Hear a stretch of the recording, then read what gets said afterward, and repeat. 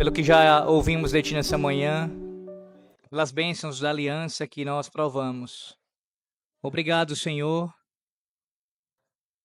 pelo Senhor ser fiel à sua aliança, a despeito de nossa infidelidade. Obrigado, Senhor, por tão graciosamente nos conceder os ricos meios de graça para nossa alma. Ó Deus, conceder alegria, regozijo, júbilo na manhã do teu dia santo. Agora nós pedimos a Ti que nos instrua através desse estudo.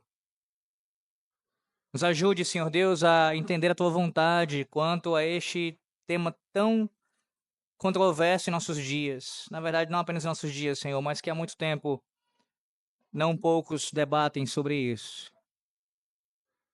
Nós não queremos ser encontrados como aqueles que estão envolvidos em discussões sem nenhum fruto, sem nenhum desejo de obedecer a Tua palavra, apenas pela discussão.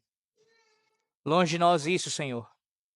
Nos concede graça, nos concede, ó Deus, assim, a Tua direção para nós cumprirmos a Tua vontade com temor e tremor e deleite também.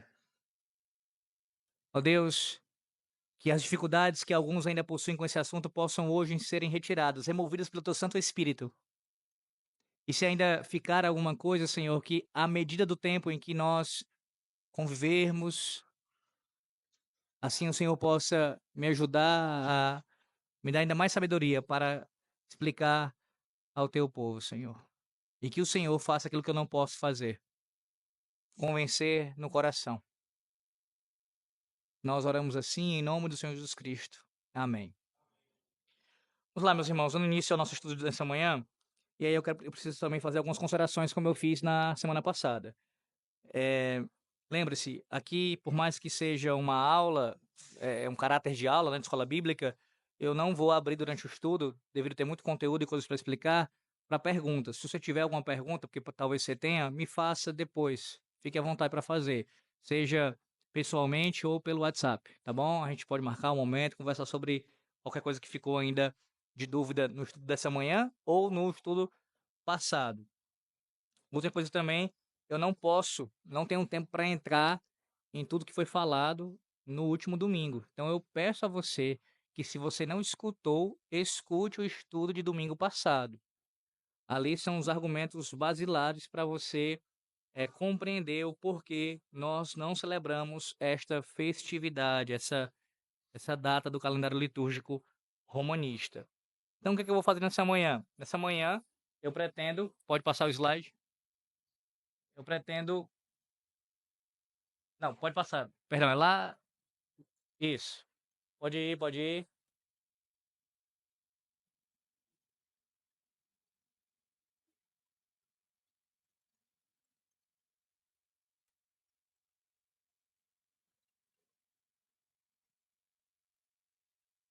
Pronto, aí.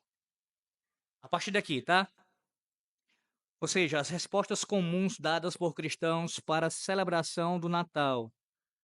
Nós ouviremos alguns dos argumentos que o reverendo Brian ele lista aqui, que são usados por aqueles que defendem a celebração do Natal. Bem, ele antes de tratar desses argumentos, ele tem um tópico com o título Não Seja Enganado, mas eu preferi inverter a ordem.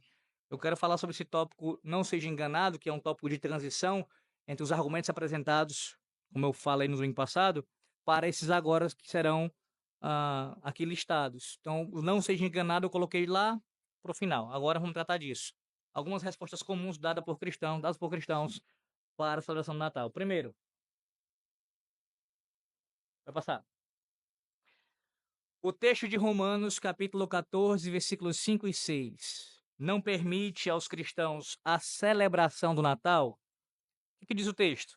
Diz assim: um faz diferença entre dia e dia, mas outro julga iguais todos os dias. Cada um esteja inteiramente seguro em sua própria mente. Aquele que faz caso do dia, para o Senhor o faz. E o que não faz caso do dia, para o Senhor não o faz. Na verdade, esse texto aqui, ele é usado até mesmo para se opor à guarda do dia do Senhor. Aqueles que tentam usar esse texto para defender a celebração do Natal, tem outros que usam para ir contra o dia do Senhor. E como é que fazem isso no caso do dia do Senhor? Rapidamente, brevemente, no nosso ponto aqui, apenas para você ser situado nessa questão. Ah, eles entendem que na nova aliança há uma liberdade quanto a separar um dia para ser santificado ou não, o que inclui, inclusive, a guarda do primeiro dia da semana. Aqueles que guardam o fazem para o Senhor, aqueles que não guardam o fazem também para o Senhor. Como se repousasse essa questão quanto à nossa liberdade cristã. Você é livre em Cristo para guardar um dia ou não guardar um dia. Mas nosso ponto aqui, como eu falei, no caso, na sequência aqui da argumentação do reverendo Brian, é usar esse texto para a celebração do Natal. Como é que a gente responde a isso? Primeira forma de responder a isso que o reverendo nos dá aqui. Paulo, em sua epístola aos Romanos, lidava com uma situação única na igreja primitiva. Havia judeus crentes que consideravam os dias santos da economia mosaica como dotados de santidade permanente. Ouça bem isso. Os dias mencionados aqui em Romanos eram dias ordenados por Deus na antiga economia. Essa já é uma grande diferença entre o Natal e os dias mencionados em Romanos capítulo 14. Esses dias aqui mencionados foram ordenados por Deus no Antigo Testamento. Paulo menciona os dias santos e cerimoniais da instituição levítica. Quase todos os comentaristas concordam com essa interpretação. Paulo permite a diversidade na igreja a respeito desses dias santos judeus, por causa de circunstâncias históricas exclusivas. Quando o Senhor Jesus Cristo morreu na cruz, os aspectos cerimoniais da lei, por exemplo, sacrifícios de animais, dias santos, circuncisão, foram cumpridos. Entretanto, antes da destruição de Jerusalém e do templo no ano 70 depois de Cristo, os apóstolos permitiram certas práticas por parte dos cristãos de origem judaica, desde que se não lhe atribuísse a justificação. Em Atos 21, versículo 26, encontramos o apóstolo Paulo indo ao templo anunciar serem já cumpridos os dias da purificação. Aos judeus crentes, acostumados a manter certos dias santos da economia mosaica, foi permitida a continuação dessas práticas durante certo tempo. Porém, destruído o templo, completado o cânon das escrituras e a existência da igreja durante uma geração completa, essas circunstâncias históricas únicas findaram. E mesmo que essa passagem fosse aplicável à situação presente, ela não poderia ser utilizada para justificar o Natal, porque os dias mencionados por Paulo não foram cristianizados a partir de dias santos pagãos, nem de dias santos arbitrariamente estabelecidos por seres humanos. Veja, para você entender o argumento aqui. Primeiro, os dias santos mencionados aqui são dias santos que Deus havia estabelecido. Quem foi que estabeleceu a Páscoa na antiga aliança? Quem foi que estabeleceu todo um calendário litúrgico? Moisés fez isso à sua própria cabeça? Não. O próprio Deus estabeleceu um calendário litúrgico na antiga aliança. Ele fez isso. E aí, quando você chega em Romanos 14, o que você tem é o apóstolo Paulo lidando com uma situação incomum naqueles dias. Como assim, pastor? A nova aliança havia sido inaugurada, de fato. Todavia, tinha um processo de transição acontecendo. Você precisa entender isso. Havia ainda alguns resquícios da antiga aliança presentes em termos de práticas entre o povo. Por isso que você precisa ler Atos dos Apóstolos, não apenas Atos dos Apóstolos, mas esse início ali da igreja, primeiro século, até essas coisas acontecerem, especialmente o cânon se fechar, com um período transicional. Você quer ver um exemplo disso? Em outros casos, né? A existência de apóstolos, por exemplo. Os apóstolos, eles fizeram parte, o dom apostólico, o ofício apostólico, ali nesse início da igreja na nova aliança. Mas ele não permanece para a continuidade da igreja na nova aliança. Ele foi estabelecido ali como um fundamento desse princípio, desse início. Mas já se cumpriu. Os próprios dons revelacionais. Você vai ter a atuação deles, eles aparecendo ali no início da igreja, na nova aliança. Contudo, ao passo que o tempo vai se passando, né, as coisas vão acontecendo, os dons relacionais eles vão cessando. Essa é a ideia. Eles não cessam de uma vez só. Eles vão se extinguindo. Porque é um período transicional. Até se completar, especialmente o cano das Sagradas Escrituras, algumas coisas ainda aconteciam. No caso aqui dos dias santos, não é que eles deveriam ser guardados. Cristo já cumpriu, já não deveriam mais ser guardados. Mas houve, e aí nesse sentido, tá? Nesse sentido que eu estou colocando aqui, não no sentido que a Bíblia condena, que eu falei aqui no sermão, houve uma certa tolerância com essa prática durante um tempo, por se tratar de um período de natureza muito singular. Em um momento em que a antiga para a nova aliança está sendo acontecendo a transação, ali a transição, melhor dizendo, se suporta durante um tempo essa guarda desses dias por parte dos judeus convertidos, contanto que esses judeus não atribuíssem essa guarda a um meio, um instrumento de justificação, que Paulo condena em Gálatas, por exemplo. Paulo vai dizer aos Gálatas que a tentativa de você querer conciliar fé em Cristo mais obras da lei, o que inclui um calendário litúrgico, como se isso fosse necessário para a salvação do indivíduo, ou seja, ele precisa crer em Cristo, mas também guardar alguns aspectos da lei mosaica, cerimonial. Isso é condenado pelo apóstolo Paulo. Então, dessa forma, jamais seria permitido. Mas o contexto aqui de escrita aos romanos é específico. É uma guarda de certos dias como algo que não estava aliado ali à justificação, como um meio de serem justificados. Isso foi suportado, como eu falei, durante um período de tempo. Mas ainda que você tenha dificuldade nesse argumento, veja, como alguém pode comparar o que Paulo está dizendo aos Romanos no capítulo 14 com o Natal? Porque, veja, esses dias foram ordenados por Deus. A gente vai voltar ao nosso argumento principal, como sempre precisamos fazer.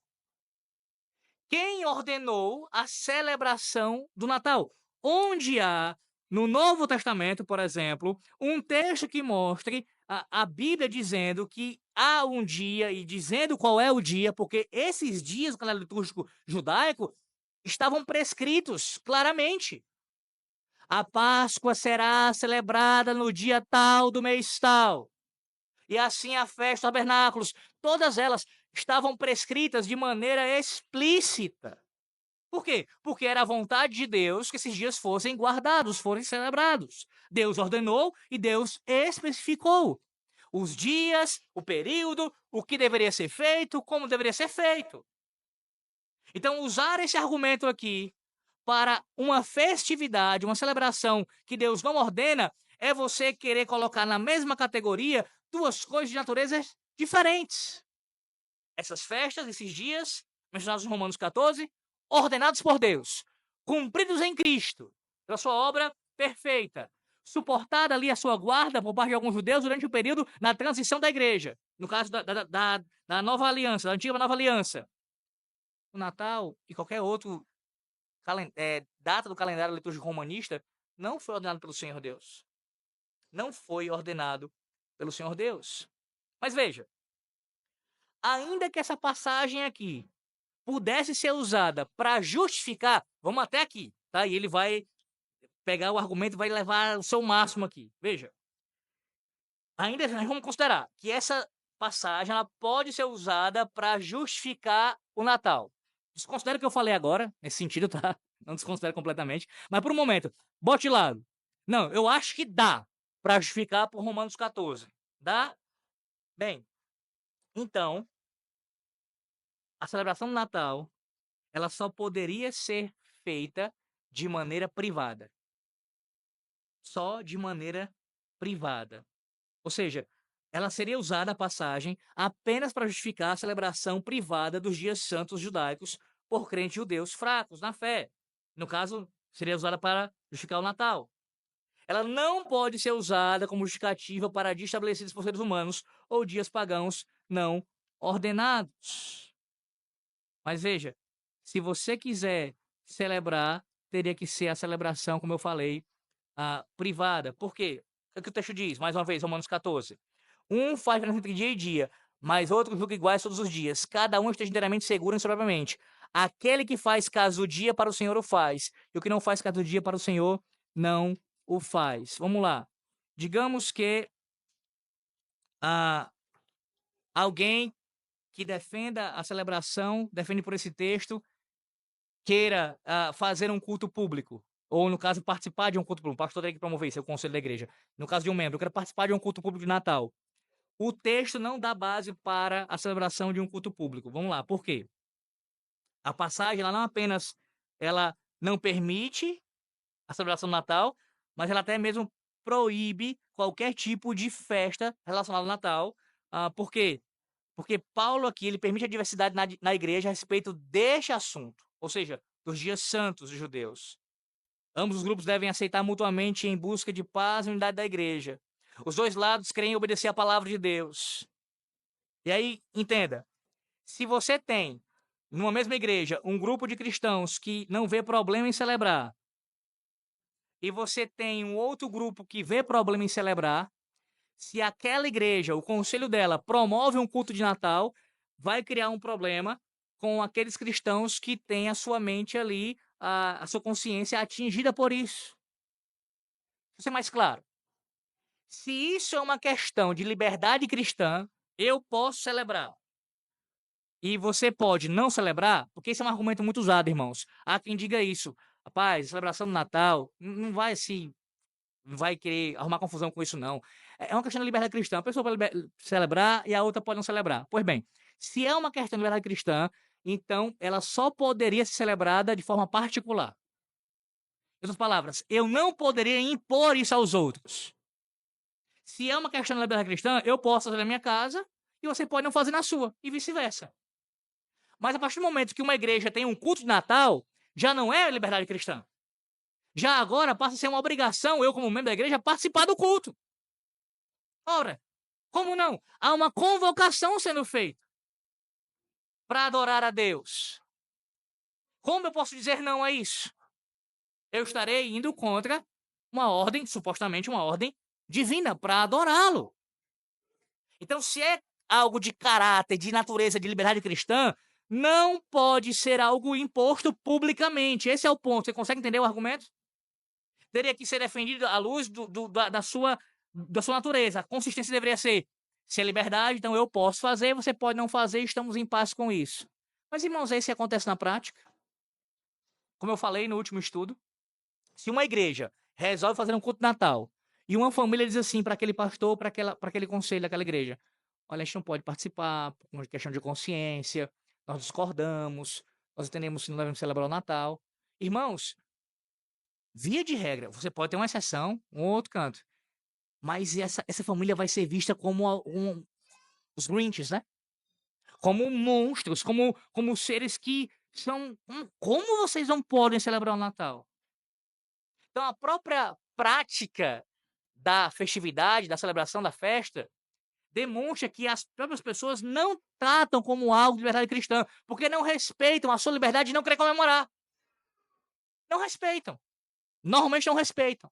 Poucos dizem isso de maneira tranquila. Não, tudo bem, se não quer comemorar, tudo bem. Mas ainda assim, o olhar, a forma de agir, ela é de desdém. A pessoa sente isso. Irmãos, é como se você estivesse fazendo uma coisa absurda. Como você não pode querer, e eles conectam a isso, celebrar o nascimento de Cristo. Como eu já expliquei, nós não estamos negando isso. Não estamos dizendo que a gente não se alegra com o nascimento de Cristo, com a sua encarnação.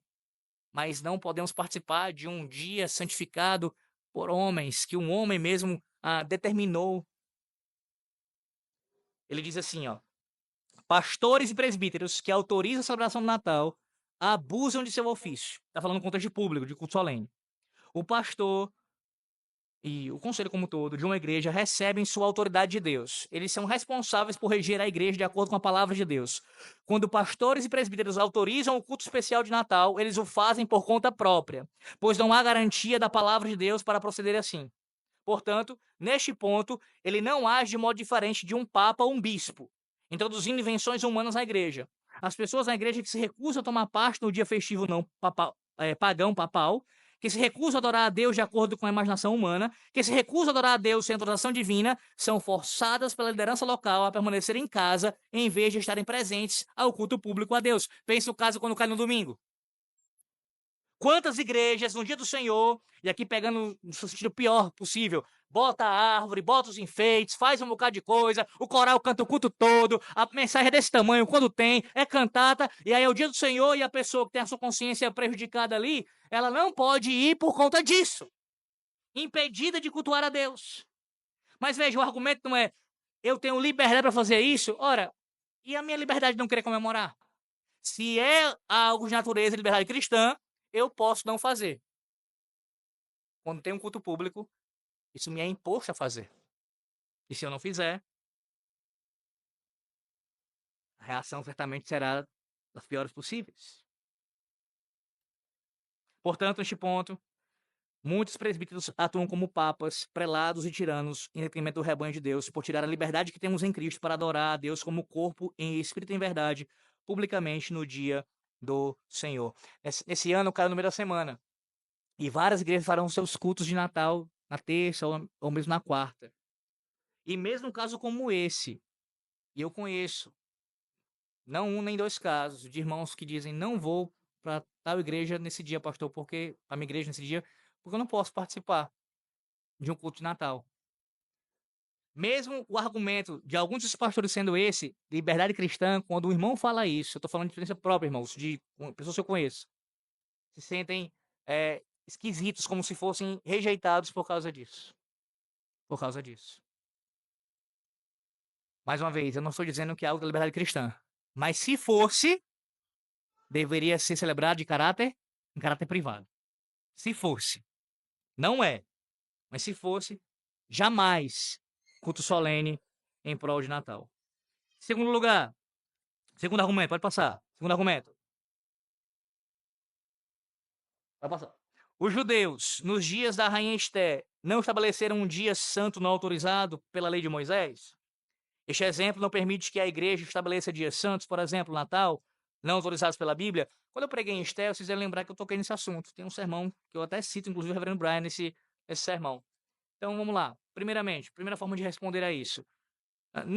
Praticamente não há semelhança entre o Natal e Purim, a festa de Purim ali, mencionada em Esté, capítulo 8 e capítulo 9.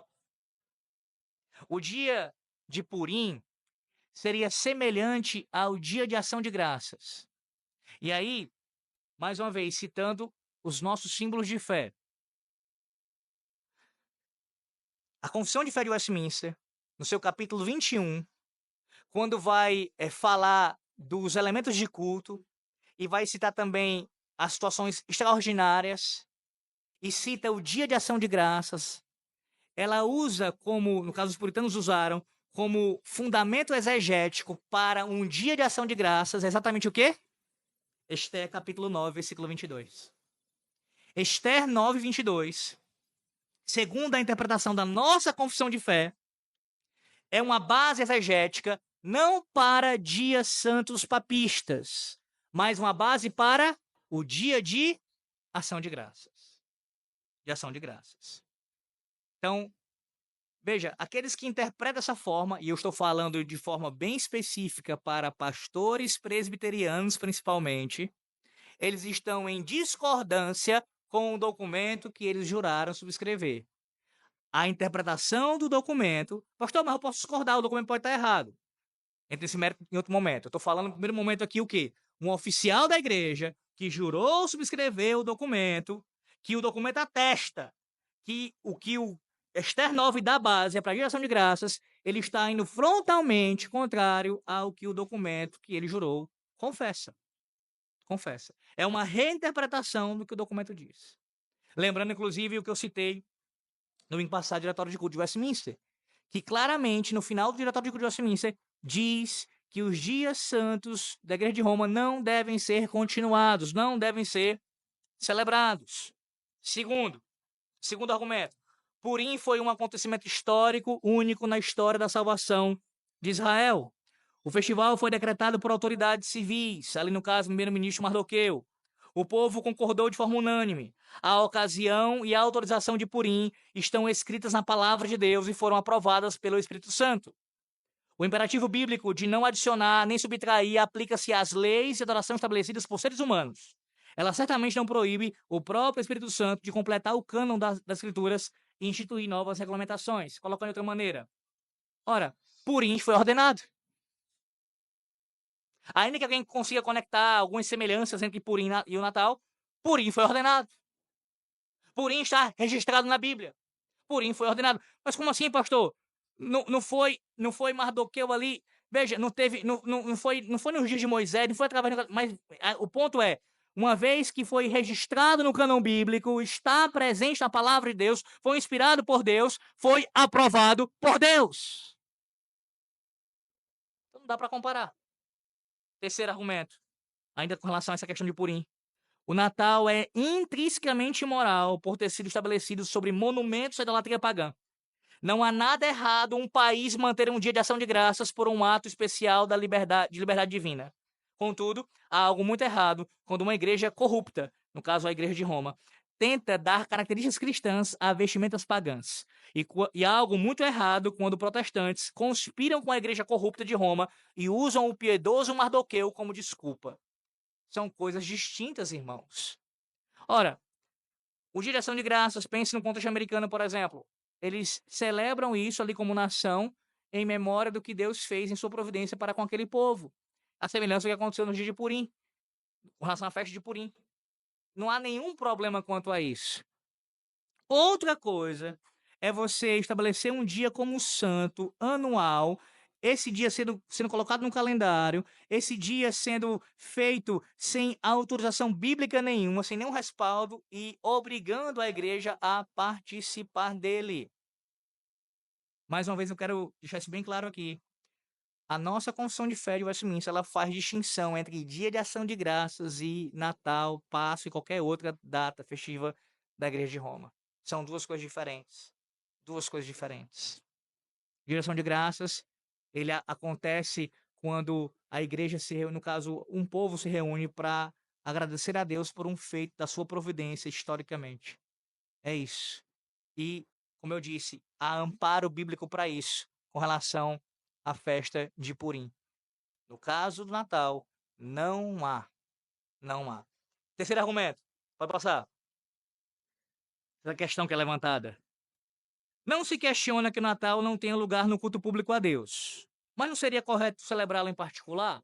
Ou seja, aqueles que dizem assim, tudo bem, eu realmente concordo com o argumento de que não dá para celebrar no culto público. Por quê? Porque é de acordo com a minha liberdade cristã. Então, como tem irmãos que não concordam com a sua celebração, eu não posso impor isso, não quero que a igreja imponha isso. Então, não seria correto celebrá-lo em particular? O problema com esse conceito é o pressuposto que o PRC, princípio regulador do culto, ele seja restrito apenas ao culto público. Talvez você não esteja ainda familiarizado suficientemente com isso. Não existe evidência bíblica para apoiar o uso do princípio regulador apenas nessa ocasião. Aí ele vai citar aqui exemplos. De fato, a Bíblia apoia o conceito oposto. Caim foi condenado por uma inovação no culto particular, Gênesis 4, 2 a 8. Noé, em culto familiar, ofereceu animais limpos a Deus, Gênesis 8, 20 e 21. Deus se agradou e aceitou a oferta de Noé a favor de si mesmo e de sua família. Abraão, Jacó e Jó ofereceram sacrifícios a Deus em cultos particulares ou familiares, de acordo com a palavra de Deus. Deus aceitou essas ofertas legais. A ideia de permissibilidade de inovações no culto em família ou particular não é bíblica, é totalmente arbitrária por não se basear na revelação divina. Você pode dizer assim, mas pastor, não tem diferença? É claro que tem, e o autor vai falar sobre isso. Existem diferenças entre o culto público e o culto particular, e o próprio culto familiar. Nem tudo se faz no culto público, se faz no culto doméstico. Por exemplo, a ceia do Senhor, exemplo mais claro, né? Você não vai celebrar a ceia no culto doméstico. Então, existe diferença, existem circunstâncias que não são iguais. Agora, o que eu vou oferecer a Deus, em particular, ou em família, ou publicamente, tem que ser prescrito por Ele. Ele tem que ter ordenado isso. Tem que estar de acordo com a sua palavra. Eu não posso simplesmente inventar aqui e fazer o que eu bem entender, porque eu digo agora é um culto particular, agora é um culto doméstico. Eu vou agora inventar alguma coisa na adoração para dar a Deus. Não. O culto doméstico e o culto particular, o seu culto individual ao Senhor Deus, também é regulado pela palavra de Deus. Também é regulado pela palavra de Deus. Diz assim ainda, ah, quando presbíteros e pastores presbiterianos pararam de disciplinar membros da igreja por causa da celebração doméstica do Natal nos séculos 19 e 20, praticamente permitiram que o fermento pagão papista do Natal se espalhasse. De fato, foi o que aconteceu. Deve-se procurar bastante para encontrar um lar de presbiterianos onde a invenção papista não seja celebrada. Irmãos, essa é uma questão histórica que é inegável, inegável. E, biblicamente, nós aprendemos isso. Quando se há uma frouxidão de tratar de maneira grave, firme, coisas que Deus proíbe na sua palavra, em algum aspecto essa frouxidão acontece, a tendência é que ela se espalhe e o problema se torne muito pior. Muito pior. Normalmente é assim que as coisas acontecem. Ele citou o exemplo da falta de disciplina eclesiástica para aqueles que estavam celebrando o Natal. Quando isso começou a parar de acontecer, houve ali a permissibilidade para que avançasse a prática entre os reformados presbiterianos. Isso acontece com qualquer pecado. Com qualquer pecado. E aí você pode dizer assim: não, pastor, acho que isso é um exagero. Porque há quem se mantenha de maneira equilibrada. Irmãos, quando a gente fala sobre isso, a gente está falando sobre um viés mais abrangente. Ou seja, pode ser que ele, na vida dele se mantenha assim, ó. Eu vou deixar. Eu tenho uma posição estrita contra o Natal, eu sou contra o Natal, qualquer circunstância. E aí ele depois muda e pensa assim: ah, eu vou começar a celebrar em casa. E ele não passe disso, ele como pastor, por exemplo, pensando em um pastor, eu não vou fazer um culto de Natal, eu vou fazer só na minha casa. E ele não passe disso. Pode ser que um indivíduo faça isso, ele consiga, a vida dele retratar esse tipo de, entre aspas, equilíbrio. Mas quando a gente pensa num povo, numa geração, a tendência é que isso não se mantenha. Quando se abre espaço para uma prática que já em si ela é pecaminosa, já há quebra do mandamento, a tendência é que vá se degenerando. Se degenerando. Essa é a tendência. Vou dar um exemplo. Tem um pastor que ele tinha exatamente essa posição. Ele era contra o Natal. Ele passou a ser... Nossos dias, esse pastor. Ele passou a ser... Não vê problema em fazer em casa, em celebrações particulares. E hoje, na igreja que ele é pastor, já tem culto de Natal. Ele era contra de maneira vigorosa. Ele passou a celebrar em casa. E hoje, na igreja que ele é pastor, já tem culto de Natal. Veja, como eu falei, pode ser que o indivíduo se mantenha, mas a tendência, de forma geral, é que isso aconteça, porque você vai lidando com aquilo de maneira natural. Você não vai vendo, enxergando problema naquilo. E quando ele conecta, peraí, se eu posso cultuar a Deus dessa maneira com a minha família, por que é que isso seria problemático de forma pública, se não ferir na cabeça dele nenhum princípio da palavra de Deus? Não pode. Sabe por quê? E aí, deixa eu fechar esse ponto que vai pro próximo. Porque a adoração a Deus, como eu disse, ela tem que ser baseada na sua palavra. Na sua palavra.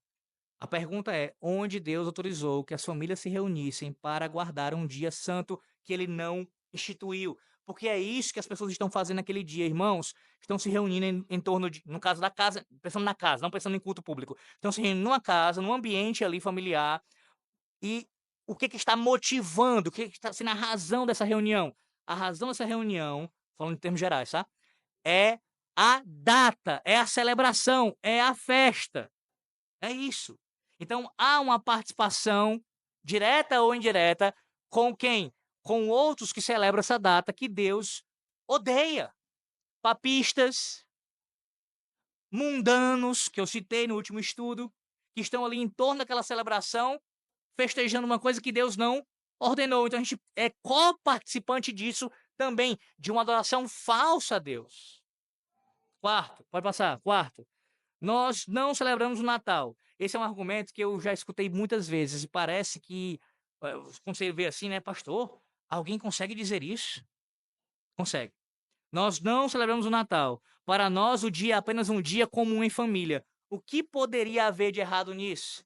Eu entendo que esse é o argumento mais capcioso que tem. Porque aí o apelo aqui é bastante emocional, né? Qual o problema? Qual o legalista? Qual o problema de eu me reunir com a minha família? No dia 24, dia 25? Vamos lá, deixa eu logo colocar isso bem claramente aqui. Não há nenhum problema de você se reunir com sua família em qualquer dia que seja. Isso é óbvio que não. Isso é óbvio que não. Você pode se reunir com seus pais, com seus filhos, com sua família em qualquer dia, certo?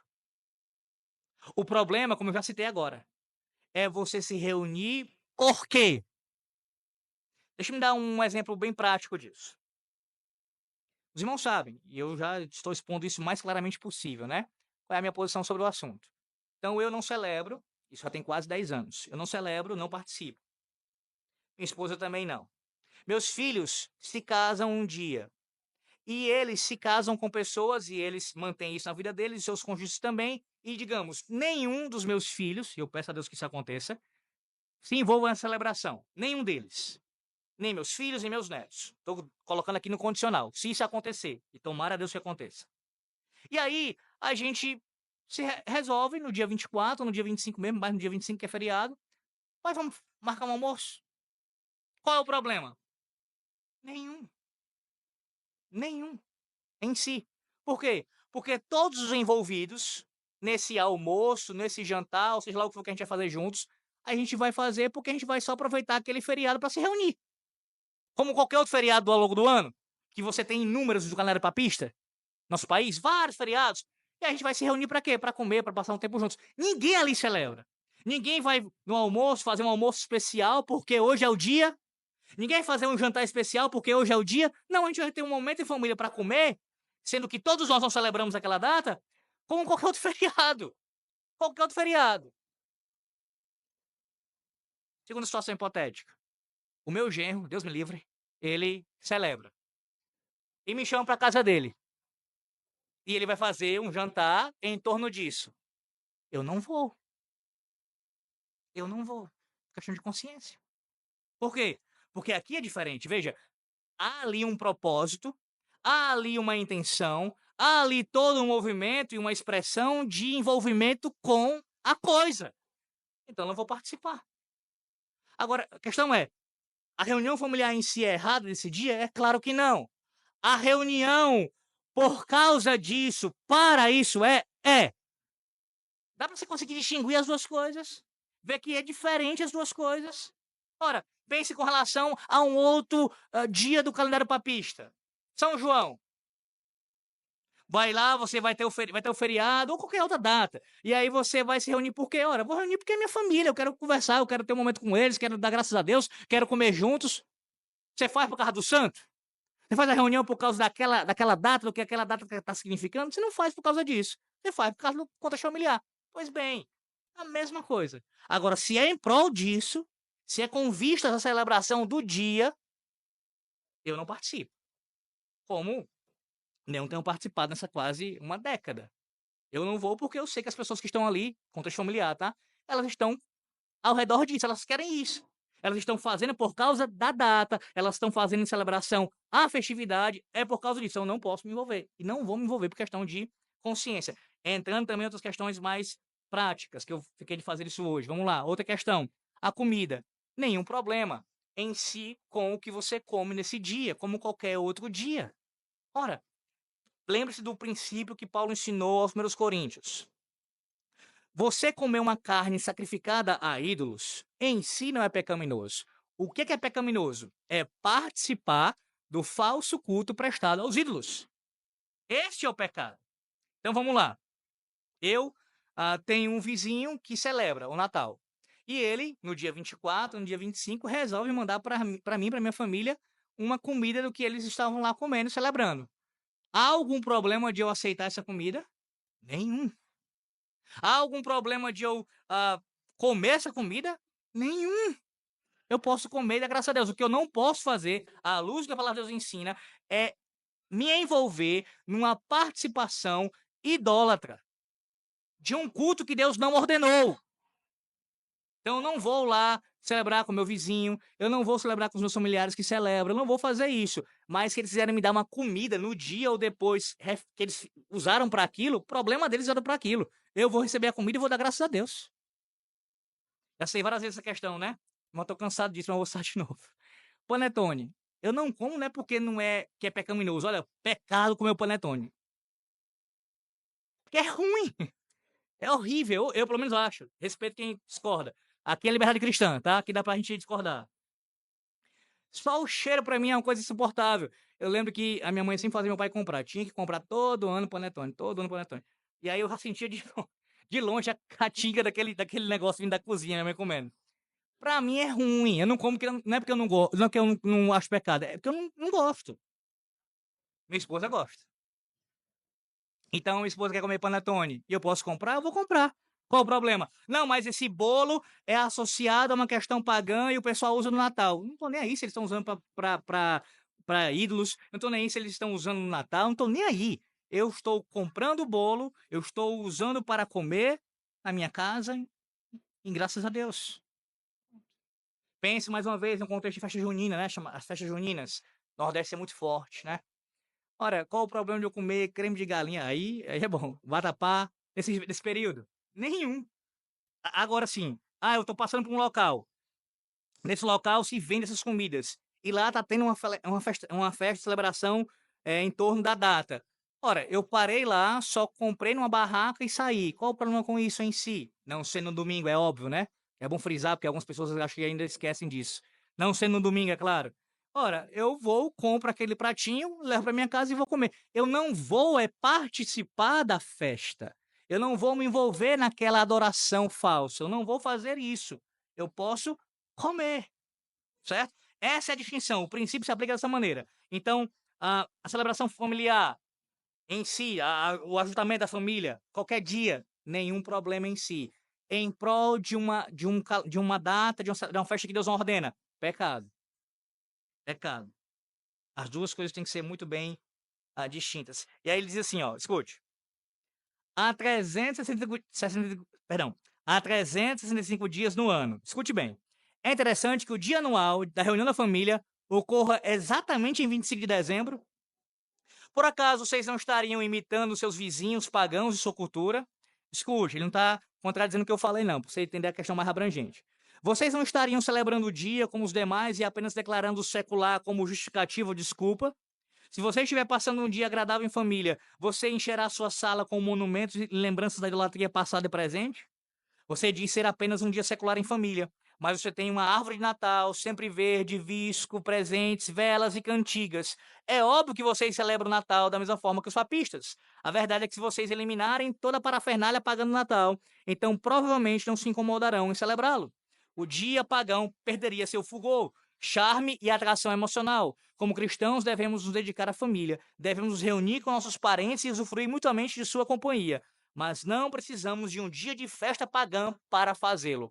Ele está batendo aqui, no caso aqui, de pessoas que falam isso daqui, mas na verdade elas estão com a intenção de comemorar. Tá? Eu já tratei de um outro ponto. Ou seja, vamos lá, pega esse aqui que ele falou. Há aqueles que falam isso, mas na verdade eles denotam com várias ações que estão comemorando. Até mesmo por terem as próprias decorações voltadas para isso. A decoração, tudo voltado para isso. Como é que você está dizendo que é só uma reunião familiar? Não é. Tudo você está externalizando em associação com a data, com a celebração, com a festa. Aí o caso que eu citei. Mas, pastor, eu não faço isso. Não tem árvore, não tem decoração nenhuma, não tem nada disso, nada disso. É simplesmente mesmo uma celebração da família, a família junta ali. Bem, o princípio se aplica. Se a família vai aproveitar o feriado junto, ela pode aproveitar qualquer feriado junto, qualquer feriado. O ponto é, você está se reunindo somente por causa para aproveitar a companhia da família? É uma oportunidade para mais um momento de estar com a sua família, comer, conversar ali, ter um momento juntos? Ou é por causa e para a celebração? Por causa dela e para a celebração daquilo? Porque se for, aí sim, você se associa com um culto idólatra. É interessante como ele fala isso, né? Não precisamos de um dia de festa pagã para fazê-lo. Veja, a gente não precisa disso. Não precisa disso. Como eu falei, é uma falta de contentamento com o que Deus nos deu. Deus já nos deu o suficiente para nós. A gente gosta de usar de subterfúgios para poder tentar defender nossos anseios, nossas práticas. Não seja enganado. Vou passar. Paulo nos adverte que Satanás se transfigura em anjo de luz. Essa é a razão pela qual os festivais pagãos em todo o mundo são dias de diversão, dias de comidas especiais, festas, desfiles, reuniões familiares e de troca de presentes. O objetivo do diabo não é simplesmente escravizar indivíduos, mas também controlar instituições, culturas e nações. O calendário pagão de dias santos, nos quais os festivais pagãos são celebrados no tempo exato a cada ano, é um recurso inspirado por Satanás para envolver culturas inteiras na rebelião contra a aliança divina. Ele deseja que pessoas e países sejam escravizados por rituais pagãos e pelas trevas. Uma cultura está saturada de satanismo quando festivais, ritos e cerimônias pagãs se tornam tão naturais que não são mais questionados em determinada sociedade. Ouça, como puderam os cristãos ser enganados a ponto de celebrar um dia festivo pagão? O dia foi transformado de um período de trevas em um dia de luz. Como isso aconteceu? É muito simples. Ouça bem, ouça bem. A primeira coisa a ser feita é mentir. Ensine que esse dia é o aniversário de Cristo. O fato de Jesus não ter nascido nesse dia não importa. Pouquíssimas pessoas irão averiguar os fatos. E quem o fizer será considerado fanático. Pessoas indesejadas como ele cita aqui no caso, aquele personagem do os fantasmas do Natal, né? Do passado, presente e futuro que visitam a ele. A seguir, transforme a data em um dia de reunião familiar, com presença obrigatória de todos. Que coisa maravilhosa! Um dia para a família toda jantar junta e apreciar seus valores. Faça-o também um dia de presentes e de caridade, um dia de se preocupar com o próximo, de partilhar. Quem se oporia a isso? A seguir, dedique-o a todas as crianças do mundo, um dia repleto de lembranças agradáveis. É um dia de sentimentalismo intenso. Não corre uma pequena lágrima do seu olho quando você pensa em pais e irmãos reunidos perto da árvore? Certifique de que todas as cidades, independentemente do tamanho, estejam decoradas a caráter. Mantenha a indústria do entretenimento a todo vapor com artigos especiais, filmes, espetáculos e recitais.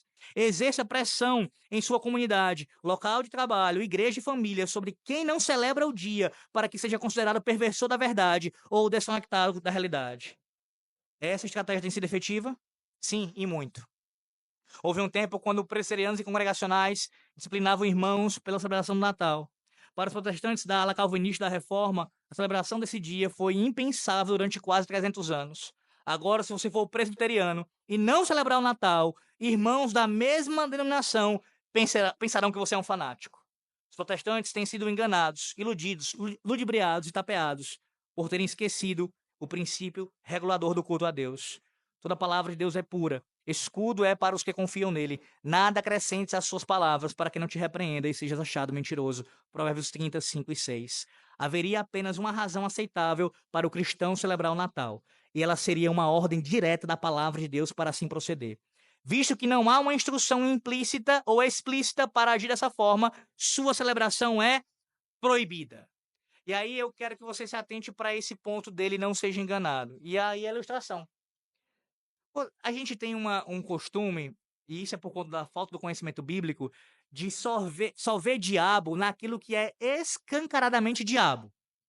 Você olha para o Universal e diz, diabo. Está muito escancarado. Claramente, claramente ali você tem Satanás agindo. Ou então, quando você olha para feiticeiros, outros ímpios, idólatras, diabo está agindo ali.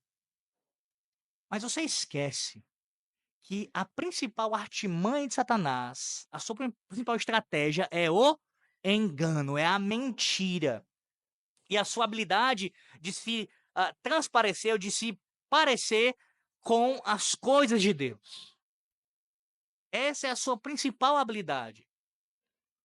Então, aquilo que o diabo faz como estratégia para derrubar o povo da aliança é principalmente através de meios que enganem o povo, que o povo ache que aquilo agrada a Deus. É mais fácil você aborrecer, você rejeitar algo que está mais claramente dando evidência de que Deus não se agrada daquilo. Até porque quando alguém faz isso, quando alguém abraça aquilo que mais claramente Deus não se agrada, a pessoa já vai estar no estágio maior de entrega ao pecado. Mas quando aquilo está muito misturado, o erro, o engano, muito misturado com a verdade, com aquilo que é bom, com aquilo que é ordenado por Deus, fica mais difícil fazer a distinção. Veja, qual é o problema em si de famílias se reunirem? De cuidar de crianças necessitadas, de amparar os pobres. Qual é o problema em si de trocar um presente? Essas coisas em si, várias delas, não são pecaminosas. Pelo contrário, irmãos, várias dessas coisas são boas, são agradáveis. Só que junta tudo isso e você coloca em prol, tendo como sustentáculo disso, um culto não ordenado por Deus. As pessoas não vão, a não ser que realmente averiguem pela palavra de Deus, que Deus ensina, que Deus ordena. Não vão olhar para a raiz, elas vão olhar só para o que está do lado de fora, aquilo que está mais externamente visto. Eu vejo boas obras, eu vejo aqui a caridade, eu vejo aqui um espírito de Natal nesse período de pessoas se confraternizando. Irmãos, eu cansei de ver, mais uma vez, querendo ser mais prático possível, eu cansei de ver no meu contexto familiar, falando aqui mesmo de parentela, de vós, tios, tias, primos, primas, o ano inteirinho é cão e gato. A briga comendo de esmola mesmo, briga grande. Chegou esse período, quase que cantando a música, então é Natal. Então é Natal. E aí as pessoas começam a demonstrarem uma mansidão. Não é assim? E aí se reconciliam. Vi muitas vezes isso acontecer. Voltam a falar com as pessoas. E aí vem o indivíduo e diz assim: ah, é por causa do que Cristo fez. Irmãos, qualquer reconciliação que não seja por meio de Cristo, ela é falsa. Tanto é que nenhuma dessas reconciliações perduravam. As brigas voltavam a acontecer. Pessoas ímpias, pedindo perdão umas às outras, da boca para fora. Não era por causa de entenderem o evangelho. Não era por causa disso. Então, não. Deus já nos deu uma ordem. Nós perdoarmos os nossos devedores. Isso acontece por meio do evangelho, por meio de Cristo. Não é um suposto espírito natalino que vai conduzir as pessoas a uma maior compaixão, a uma maior misericórdia. Isso é só ilusão. Ilusão. Ilusão. E mais uma vez, por mais que hajam coisas acontecendo que são boas nesse período, o fundamento aqui é não ordenado por Deus. Essas coisas podem e devem acontecer em qualquer época do ano, não tendo como razão a celebração pagã. No canal da igreja, teve um irmão, pastor inclusive, que fez algumas perguntas. Queria tentar pontuar rapidamente o que ele colocou lá, tá? Ele chegou a perguntar sobre direção de graças, acho que eu já expliquei isso. Direção de graças é de uma natureza, Natal é de outra natureza. E direção de graças é ordenada pela palavra de Deus, com base ali no que aconteceu no dia de Purim. O Natal não é ordenado na palavra de Deus. Ele chegou a perguntar também sobre a questão de aniversários. Ora, eu entendo que aniversário, a celebração de aniversário de uma pessoa, é algo que, nesse caso, sim, compete à liberdade cristã, de eu querer fazer ou não querer fazer. Eu posso fazer o meu aniversário, ter um momento com a minha família, posso não fazer. Isso não é uma coisa que a palavra de Deus nos deu uma determinação sobre isso. Agora, é claro que fazer um culto de aniversário do pastor, aí realmente não tem sentido nenhum. Nenhum. Uma coisa é a igreja se reunir para o pastor, algum irmão, celebrar o aniversário daquela pessoa. Outra coisa é fazer um culto de aniversário do pastor. Então, distinguindo as coisas aqui, o aniversário em si, liberdade cristã, você pode comemorar, pode comemorar. Ah, mas tem pagãos comemoravam o aniversário, e eu acredito que é oriundo do paganismo. Tá, mas lembre-se que o Natal não é apenas oriundo do paganismo, os seus monumentos idolátricos. Ele é usado como algo que foi cristianizado para servir de adoração a Deus, como culto a Deus. E um dia separado para ser santificado. Outra pergunta que ele fez foi com relação, tentando lembrar aqui, com relação à questão culto de ação de graças, foi por conta de alguma pessoa, por causa da vida de alguma pessoa. Eu já expliquei isso também nas posições Insta, irmãos. Culto de ação de graça, ou no caso um dia de ação de graças, deve ser feito em celebração ao que Deus fez pelo seu povo. Por isso eu discordo discordo, falei isso lá em Esté 9. Vocês voltem lá. Foi Esté 9 que eu falei. É sobre isso. Que culto de ação de graças pela vida de alguém, eu sou contra. Sou contra. Não há amparo bíblico para isso. Uma coisa é você ir na casa daquela pessoa no seu aniversário, celebrar junto com ela e dar graças a Deus pela vida dela. Outra coisa, veja, é fazer um culto. Um culto. Culto pelos 15 anos. Culto pelos 50 anos de casado. Não. Culto. Culto é algo que nós prestamos a Deus como povo da aliança e nós estamos ali dando graças a Deus, nesse caso, direção de graças, pelos feitos de Deus por todo o seu povo, não por um indivíduo específico. Por um indivíduo específico, agradecer a Deus pela vida dele, naquele contexto familiar ali de irmãos. Mas um culto, ele deve girar em torno disso. Essa é a razão. É pelas bênçãos do Senhor Deus para o seu povo como um todo. Principalmente a redenção, é claro. Outra questão que foi perguntada na escola bíblica. Aí, assim, não sei, tô falando isso com toda sinceridade, tá? Não sei se o irmão estiver me ouvindo ou me ouvir depois. Se ele fez isso com algum outro tipo de intenção, essa pergunta. Porque ela é estranha, mas se o irmão não fez com nenhum tipo de intenção, peço perdão se não foi isso. A escola bíblica em si, por mais que algo não seja algo ordenado pela palavra de Deus, a escola bíblica é apenas, nós entendemos assim, como mais uma oportunidade de estudo bíblico da palavra de Deus no dia do Senhor. Qual é o problema? O problema, e isso aconteceu na igreja, foi substituir o culto matutino pela escola bíblica. Muitas igrejas fizeram isso. Muitas igrejas fizeram isso. Acabaram com o culto matutino, o que é ordenado por Deus, adoração no seu santo dia, e substituíram pela escola bíblica. Isso é pecado. Agora, ter a escola bíblica no dia do Senhor, não há nenhum pecado com relação a isso. Por quê? Porque, veja, é apenas mais uma oportunidade de instrução pública da palavra de Deus. Deus ordena que nesse dia, o dia dele, seja guardado e assim a gente possa aproveitar o máximo possível com os meios de graça. Então, quando você tem 2 cultos no dia do Senhor, a igreja está cumprindo o que Deus ordenou.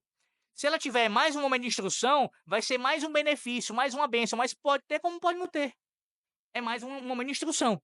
Mas não é algo que seja como os mesmos termos que o culto solene, na mesma categoria que o culto solene. Mas se existir, tem um problema. Quando você terminar aqui a escola bíblica agora, vai para casa, tomar um banho, vai almoçar, depois vai descansar, depois vai ter um culto com sua família. Você vai ter momentos para aproveitar no dia do Senhor, o máximo que você puder, para desfrutar da palavra de Deus. É mais um momento que você está tendo isso. Esse é o ponto. E veja, como eu disse, não dá para comparar isso com o Natal. Uma coisa é a igreja se reunir uma vez mais para a instrução pública da palavra de Deus no seu santo dia. Nenhum problema em si com isso.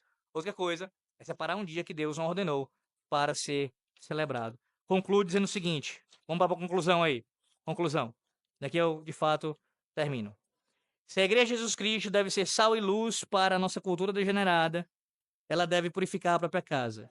Mais e mais cristãos têm tentado impactar positivamente nossa cultura pagã. Eles tentam resgatar a data do humanismo secular e do estadismo.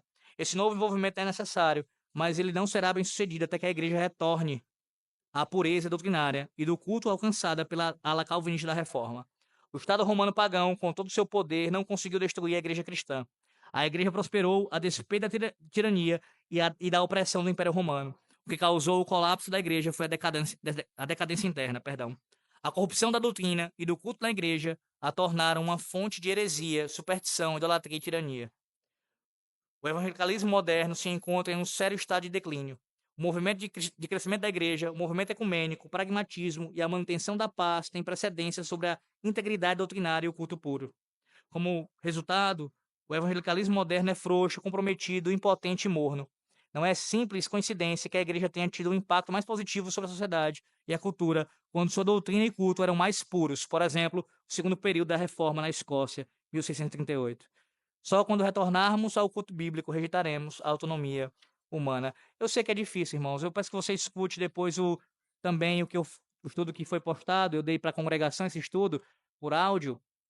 Foi postado na quinta-feira. Escute. É uma carta aberta sobre a observância do Natal. Está lá no nosso canal.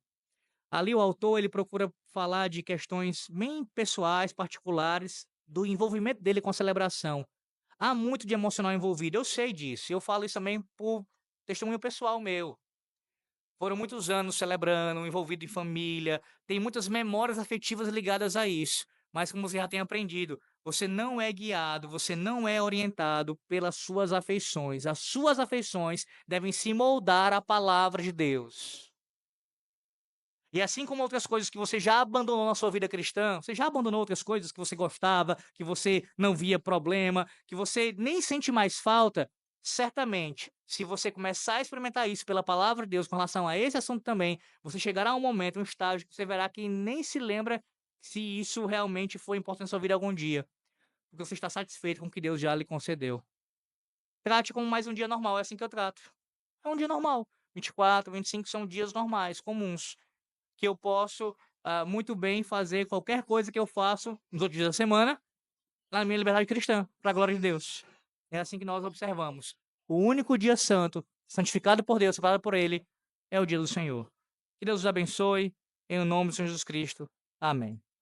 Oremos. Senhor nosso Deus, graças te damos pela tua palavra. Ó Deus, por sermos ensinados por ti. Nos ajuda, Senhor Deus, a assim entendermos o que o Senhor Deus nos revelou, que as dificuldades que ainda porventura existam, nós venhamos a tirá-la, no caso o Senhor venha remover de nossos corações, nossas mentes, e assim a cumprir a tua vontade. Que o teu povo, ó Deus, seja satisfeito com aquilo que o Senhor Deus nos deu já, e que observe todos os dias como dias comuns, que devem sim ser vividos para a tua glória, mas sabendo que o único dia santificado por ti é o primeiro dia da semana. Assim, ó Deus, nós te pedimos que nos leve para casa em paz e em segurança e que mais tarde possamos retornar para te adorar aqui mais uma vez. Em nome de Jesus Cristo. Amém. Deus abençoe e até